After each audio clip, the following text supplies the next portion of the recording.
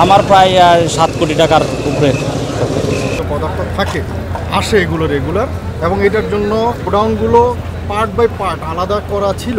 কিন্তু দাহ্য পদার্থ নিশ্চিত যে আমরা কেমিক্যাল জাতীয় পণ্য, তাছাড়া দাহ্য পদার্থ থাকে আসে এগুলো রেগুলার, এবং এটার জন্য গোডাউনগুলো পার্ট বাই পার্ট আলাদা করা ছিল।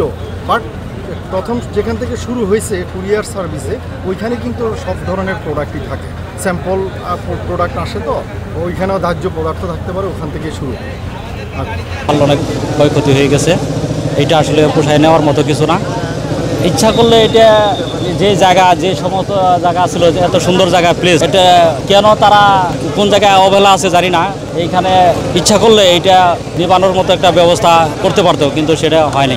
হ্যাঁ, আমি তো সিএনটেপ এজেন্ট। আমার প্রায় 7 কোটি টাকার উপরে। এইটা যেই পরিমাণ ক্ষতি হয়েছে, এই ক্ষতি মনে হয় না পোষানোর মতো কোনো রাস্তা আছে। এটা আমরা খুঁজে পাচ্ছি না। এটা কীভাবে লাগলো? আজকে তো বন্ধের দিন, সাধারণত শুক্র শনি পাড়া বন্ধই থাকে, মনে করেন যে 5% লোকও থাকে না। সেই মতে কি কোথায় থেকে